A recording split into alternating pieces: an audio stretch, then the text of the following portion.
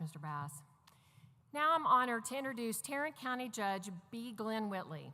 Judge Whitley presides over the Tarrant County Commissioners Court and is a regional leader in transportation, sustainable communities, efficiently run government, air quality, support for veterans and military families, and youth and children's issues. Judge Whitley earned an accounting degree from the University of Texas at Arlington and then served in the U.S. Naval Reserve. In 1983, he co-founded the accounting firm of Whitley Penn, which has offices in Fort Worth, Dallas, Houston, and now Austin. He was elected as Tarrant County Commissioner in 1996 and Tarrant County Judge in 2006. Everyone, please join me in welcoming Judge Glen Whitley. Thank you very much. Thank you. Thank you all very much for being here today. I want to start by, again, congratulating TxDOT.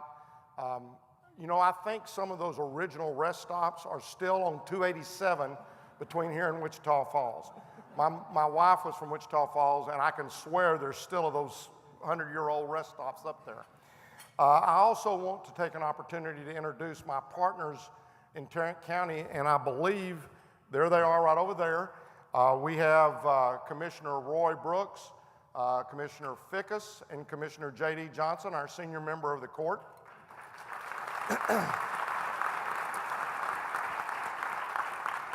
We also have Ron Wright, our tax assessor collector, and I'll just mention that Ron has put Salvation red kettles out in all of his tax offices for relief for Harvey.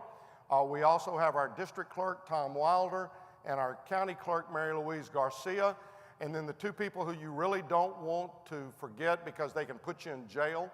One, Sharon Wilson, our criminal district attorney, and then two, our sheriff, Bill Webern. So I want to thank them. And then right near them is my staff and the people who keep me out of trouble, and that is we have Rachel, and I know we have Catherine, and Natalie, and Neil, and Chandler, which he believe he's over there. He is my younger replacement for Tom, who was my chief of staff last year. And then the person who keeps us all trying to move in the right direction is our county administrator, G.K. Manius. So again, thank all of y'all. And Alice, I believe Alice Moore from Commissioner Johnson's office. Now, my wife wasn't able to make it today, but in her stead came my middle daughter, Kristen Smith, and I believe Kristen is over there, and if you'll stand, there she is, right over there. And see, I've learned, I write this stuff down so that I won't forget, but that can be a curse too, because if I don't forget, then I'll say something that may not make somebody happy before the evening is over. Two things, if you've been here before, you know what I'm about to do.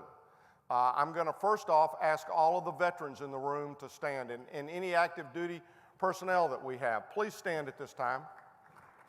Let's thank these folks.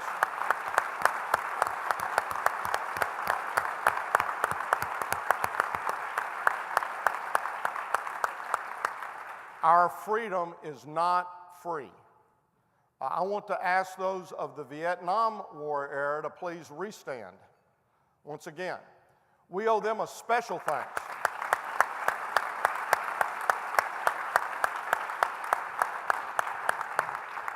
They answered the call of duty to their country, and when they returned home, they did not return home in many instances to a hero's welcome.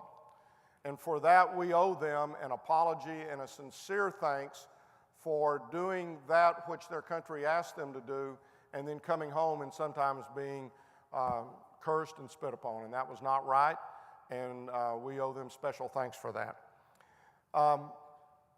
The other thing that I always try to do when I have an opportunity to speak to people is to talk about domestic violence, and the fact that there is absolutely no reason in this world that ever justifies hitting your spouse or your child. And I say to a lot of folks that when you grow up that it's important for us to talk about this. And it's important for, especially as men, when you have an opportunity to be in front of a group, it can be 3 people at diner, it can be on a golf course, it can be wherever it may be. It's important that you talk about this. Oftentimes, many times, we're brought up in a household, and we're taught verbally that you will say yes, sir, and no, sir, that you'll say thank you, and you'll say you're welcome. But we're also taught visually. A picture's worth 1,000 words. And so we know at the dining room table where mom sits and where dad sits. And we know when we go into the living room where dad's chair is. Kristen can tell you exactly where my chair is. And so if you grew up in a household where you saw abuse, you have no reason to believe that that's not normal in every household. And so it's dependent upon us as leaders, as individuals, to talk about this in the community so that they won't just have the pictures from home, but that they'll also hear people say that that's not correct. Now, you know, as we've grown older, we've said to people who'll come up and say, Mr. Whitley, no, that was my dad, I'm Glen. And so we break some of those verbal lessons that we learned. But unless we're willing as men and as women too, to talk about the fact that that's not acceptable behavior, then people believe that it is. And so I ask you, I was watching the news Sunday evening, and I saw Dale Hansen talk about this for a little bit. Dale will come unplugged every once in a while, but I was very glad to hear him say that there's no justification for domestic abuse. And so I would just ask that if you have an opportunity, you'll have an opportunity. It's just a matter of whether you will be willing to step out and do it. And I will tell you that it's very uncomfortable the first 3 or 4 times that you do it. And it doesn't ever get real easy, but I hope you'll take that step out, because we've got to change the attitude that that is ever an acceptable behavior. Thank you very much.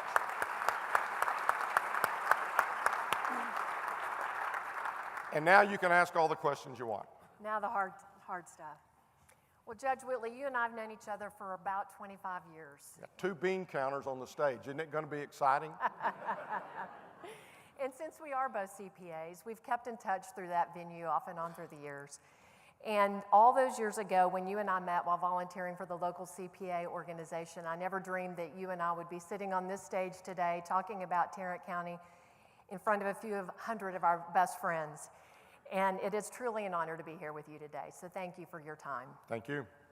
So we heard from Mr. Bass talking about the Hurricane Harvey and what's happened and how they've responded. And it's been forefront in the media for the last 2 weeks and in our thoughts and prayers, and as well as here in Fort Worth and in Tarrant County. So can you talk a little bit about what Tarrant County's role is in helping our neighbors deal with recovery and rescue? Yeah, we did this back when Katrina hit, and we've learned a lot. Just as James said, we seem to get better each time. Unfortunately, we continue to have these times. But I know immediately that the cities, Fort Worth, Arlington sent down 4 fire trucks. They've got 50 police, 20 fire folks that they sent down even before the hurricane had hit. I was talking with someone from Arlington. Houston had 46 fire trucks taken out of service. 46. So Arlington has 4 fire trucks down there, and I'm sure Fort Worth has several also. So again, a lot of that's behind the scenes. We don't see it. We're not out there to try to brag about it. We're just out there to help get it done. We had this weekend about 200 people in the shelters here in Fort Worth. That's now down to, I believe, about 130.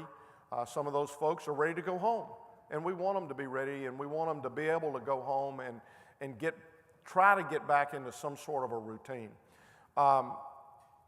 What we also learned this time is that instead of asking people to bring donated items to the sites, which was, the generosity of the people in Tarrant County is unbelievable. With Katrina, we had to put the police out there to keep them from dropping things off. So this time what we did is we chose to designate folks that it's logical to designate. Goodwill takes everything that's not perishable. The Tarrant Area Food Bank took all the perishables. VOAD helped coordinate the volunteer time that people want. Catholic Charities helped with that deal. But the thing that, if you really want to give, and as I've said to a group this morning, you'll probably give 4 or 5 different times over the next month and hopefully over the next year, because this is not going to be over with at the end of the month. But Red Cross, the Salvation Army, United Way, give to charities who you know. Don't give to some, this is the first time I've heard of this charity, because it may be the last time you've heard from this charity. So give to ones that you know you can depend upon to be on the ground in the area and will assess where the need is and then give to that need. James mentioned that one of the employees had lost their home. They actually had 200 employees, over 200 employees, whose homes were either damaged or lost as a result of that. Now, what they didn't tell you is they're precluded by state law from asking for funds or for doing fundraisers. However, they've got a Commissioner Bug out of San Antonio, who has a foundation, and he's going to set up a page on that foundation. It's the San Antonio Area Foundation. Now, that ought to be real easy to remember, so you can go and Google it, and you can go to that website, and you can give, and just be sure and say, TxDOT cares, and give to that, because they need it too. And I know you've probably already given once or twice, and again, I think you'll give 2 or 3 more times. Just go if you can and help these folks out, because they were out there basically saving lives while their home was being washed away or destroyed. So those are some of the things that you can do. TarrantCounty.com has a button that you can link on. Most of the charities do. Just do what you can, but really cash is king, because they don't need more trucks going into the area. They need cash that they can then convert to the things that they really need in that particular area. Thank you. So when we live through something like that, it's impossible not to wonder if something similar happened here, not a hurricane clearly, but some other disaster happened here. Is our county and community ready to respond? Yes, we do. You know, we have, as emergency management, we constantly have drills. I'll be very honest with you. We thought we might get a whole lot more folks in this area or from the coast, but we're constantly doing this, and so this worked out to be a good drill for us. Everybody remembers the tornado, and that certainly had an impact upon downtown in the Fort Worth area. And we've got an emergency operations center. We've got backup emergency operations centers, and we have them around the county. And what I would just say is the generosity that our folks showed to the folks in Katrina and the folks in Harvey, I have no doubt that it would be an even stronger show of generosity if we had a tornado or some major disaster here in this area. Great. So from the video, we saw the history of highways in the state of Texas and how TxDOT has dealt with the explosive growth that we've had as a state.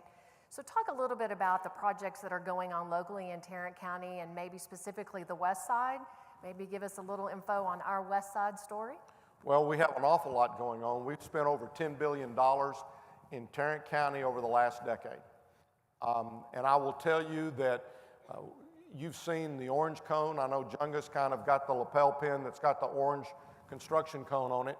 And that is kind of our county bird or county emblem or whatever you want to call it. But there has been a lot of construction going on. We've seen the North Tarrant Express completed. We've seen the DFW connector. We've seen Chisholm Trail. Each one of those were 40-year projects. We've got a lot of work going on 360 right now. Finally, we're going to get the interchange, the direct connects from 30 to 360. I don't know what I'm going to do when I get off of 30 and I don't get to stop and see the roller coaster at Six Flags. I'll have to watch it as I'm going by. So that project is going on. 35 will eventually be completed. 360 was under construction. I like how you just skated over that. Well, you know, it's going to be completed pretty soon, and it's, for the most part, it's the backbone of our country. When you stop and think about 35, it really is the backbone of our country. And it's going to finish in my lifetime, I hope. I do too. 360 was under construction when I was born, and there is absolutely no doubt that it will be under construction when I pass, regardless of how many years or how soon that may be. You're right, the west side, there's so much going on. There's 25 or 30,000 homes that are going to be built out there over the next probably 5 to 10 years. And so we're just kind of wrapping up a study where we're looking at both east-west roads. I hope will be 6-lane in many instances, City of Fort Worth. And in some instances, that may only be 4. But we need east-west and we need north-south roads over there. And we've been for about the last couple of years talking with school districts, with the cities, with major developers, and looking at how we can create a grid of infrastructure that will help people move. Because right now, if you really look at it, you've got I-30 bringing people in from the west, I-20 from out in the Weatherford area, and then you've got 199 that is going to be a freeway down to 820, and then it's going to move into 6 lanes all the way down till north side, and then you're going to shift into 4 lanes, and you're going to get to go around this traffic circle. Commissioner Johnson and I have already decided we're going to put up a little hot dog stand, and we're going to put up little seats so that we can watch people get used to one of these little drive-arounds. And we figured that that's going to be pretty exciting for about the first month or 2 of that deal. We did a bond package back in 2006. We have completed over 80 of those projects. We still have a few that are ongoing, and we're excited about getting those things wrapped up. But with that money, we said we were going to leverage, and we've leveraged at least dollar for dollar, and in some cases, $2 and $3 for every dollar that the county put in. We were able to defederalize some projects, and what that means is by taking county money and putting it with either a city's money or with some state money, we didn't have to go through all of the red tape that we would have had to have gone through had we had a dollar of federal money in the project. The Hemp Hill Lamar Underpass was one of those projects. North Tarrant Parkway was one of those projects. And so those are things that we were able to do to really save time and to save a tremendous amount of money on that. Big projects that we still have left to do, the southeast kind of corner of where it's 287, 20, 820, 287. It's a mess down there, but that's $1 billion plus. I think TxDOT's in the middle of doing the EPA on that, environmental part of the work on that. And so those are some things that we've still got to do. But really, I think we're making good progress. The thing that we've got to watch for is what's coming out of the federal government. They keep talking about an infrastructure project. We want to be sure that we'll be able to participate in that, and we're going to have to maybe go back and revise some things so we can. Fantastic. So in addition to transportation, we know that public health is also an important role that you play in Tarrant County. It's super important. So as the schools ramp up in 2017-18, we understand that there's a new program called Asthma 411, which is a public-private partnership helping to get asthma under control in our schools and kids able to go to school every day instead of having to stay home. So can you talk about that a little bit? Yes, and I'm real glad to. I will tell you that, as I've said many times before, government's not the answer, and if we can stay out of the way, things are a whole lot more likely to get accomplished in a shorter and a more efficient period of time. About a year ago, I was talking, we were at some event that had occurred, and I was talking with Andrew Krim from the UNT Health Science Center, and he mentioned this pilot project that they had done with 2 schools in Fort Worth, and it dealt with asthma. And it was an elementary school and a junior high. And they put nebulizers in these classrooms. And the year before, they had 19 911 calls where a nurse had to call because a student come to their office, could not breathe, and they ended up having to send them to the hospital. So that's a terrifying event for the child. It's a terrifying event for the nurse as well as for the parent. So they put these nebulizers in, did a 2-year pilot project, cut absenteeism by 50% on those students with diagnosed asthma, and they had 1 911 call out of that 2-year period where there'd been 19 before in 1 year.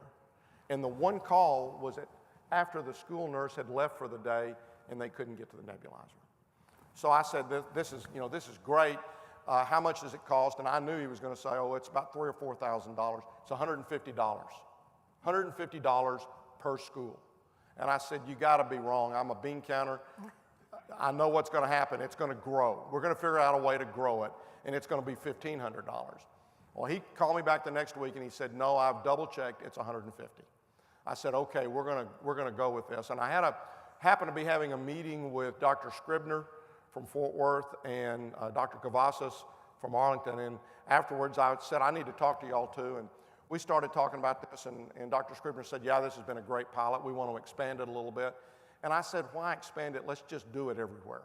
And I said, Dr. Cavazos, do you want to try a pilot first? And he says, no, if it's working, why are we doing pilots? Why don't we just get it done? And I thought, okay, now wait a minute. It just grew a little bit. Well, we got 20 school districts. The next week, United Way was having a meeting with some of the superintendents, and Tim McKinney said, why don't you come over and just talk with them? Well, there was another 9, and they were all excited about it. And all of a sudden, it dawned on me that a judge asking a bunch of school districts to do this wasn't going to work real well. I don't have a whole lot of credibility as a nurse, and certainly not as a doctor. So what we did is we stepped back and we invited cooks to come to the table, and JPS to come to the table, and UNT Health Science Center to come to the table. And we talked, and as a result of that talk, the questions come up, well, who's going to pay for this? You know, it's only $150, but the schools have plenty to say grace over right now. They don't need the extra amount. So we talked a little bit about that, and Cook said, well, if you don't have people who are going to contribute, then we'll pick up the cost for the whole thing for at least the first year. And Larry Tubbs said, for as long as I'm here, I think I can convince cooks to pick up whatever cost we can't fund through other things. So that was it. And he said, oh, by the way, we'll train all the nurses too. And JPS said, well, we'll take care of making sure we've got doctors who will issue the standing orders.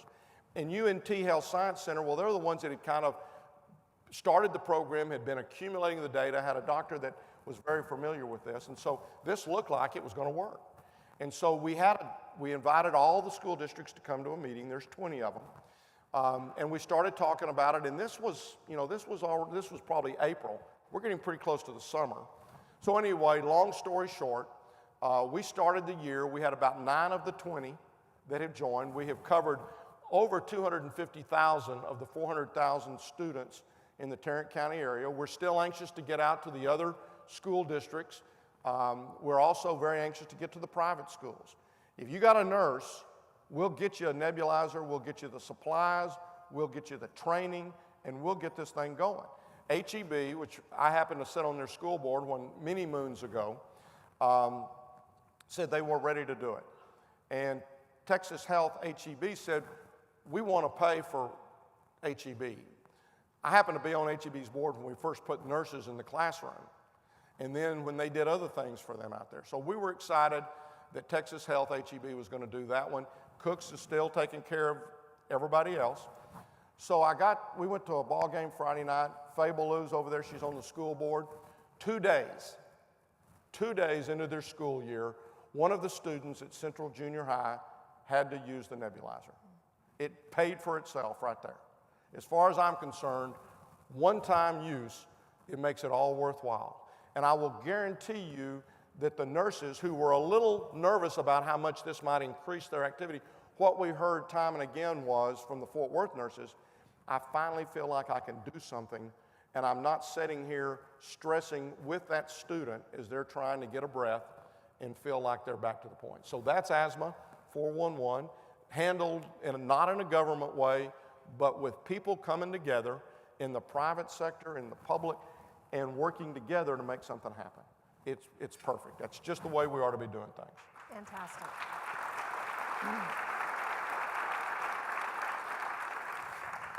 So since we're both accountants, we've got to have at least one numbers question. So the next fiscal year budget for the county is about to go live in about a month. So you want to give us a quick overview of what it's going to look like? You bet. We just wrapped that up. In fact, we'll vote on it next week. We're going to lower the tax rate by a penny again this year. We did it last year, and we'll do it again this year. That will result in about a 1.4% increase over our effective tax rate. The effective tax rate is what your tax rate is to raise exactly the same amount of money that you did the previous year. So we're lowering it. It will be about a 1.4% increase. You know, it's amazing these employees want salary increases. We've talked with JPS. JPS, you know, the need, the desire, there is continuing to grow. We have asked them to come in under 6%. Why 6%? Because the legislature spent a lot of time this session talking about a cap on revenue. And the House put out something at 6%. So just kind of in looking at that, we've said we're gonna go with what their intent was, and we're gonna try, and we're gonna keep it below the 6%. Now, I will tell you in the same breath that I believe very strongly that the local governments should be in charge and responsible for doing what they feel like needs to be done. And I believe that very strongly. We get unfunded mandates. I will compliment the House. The House, by over 80%, passed a resolution to basically ban unfunded mandates. That's where the state decides we're going to do something, but they forget to send the dollars with it. And so therefore you get to pay for it when they forget to send the dollars. The House, 80%. The Senate, it didn't get a hearing in the Senate. So we got to work on the Senate from that standpoint. But we're still AAA, bond rated. We're 86% funded in our pension liability. We're very proud of that. We feel very good. We added 13 positions, most of those in the judicial public safety area. We're good with that, and we feel very good about the process we go through. Fantastic. So we have about a minute or two left. Is there anything you would like to mention or talk about that we haven't asked you already? We talked just briefly a minute ago about the legislative session.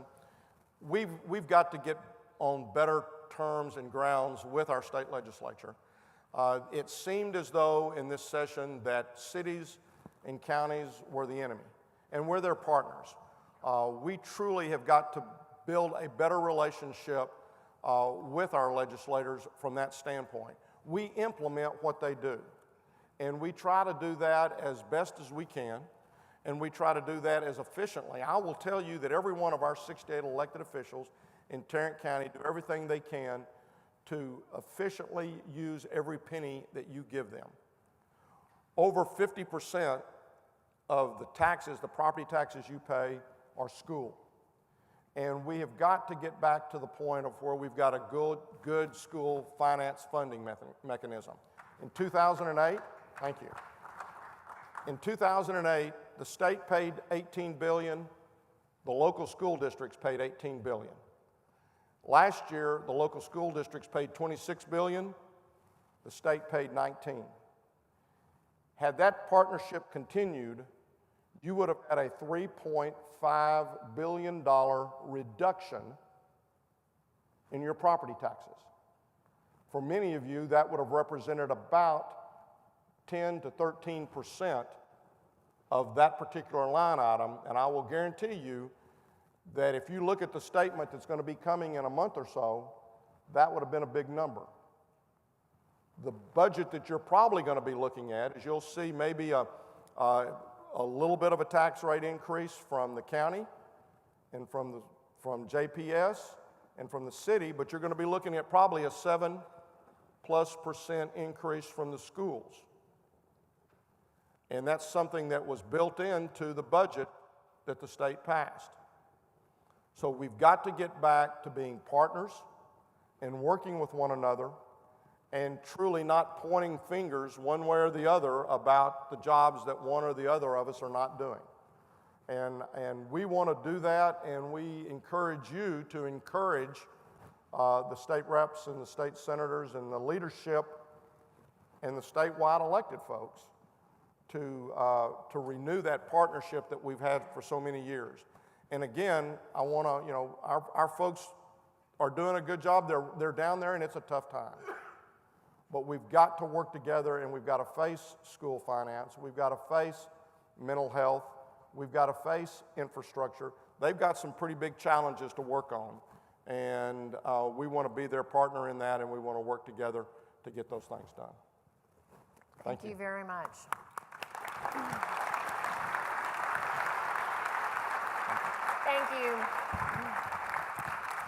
Thank you. Thank you once again for your time today. We so appreciate it. In honor, we're presenting a check to a relief fund in your name that will go to help the recovery from Hurricane Harvey, so we appreciate it. Once again, we'd like to thank our sponsors, our presenting sponsor, Sierra Bank, our reception sponsor, University of Texas at Arlington, and our platinum sponsors, American Airlines, BNSF Railway, Devon Energy, and Kelly Hart & Holman. Please take the centerpieces home as our gift to you, and have a great afternoon. Thank you very much. Thank y'all.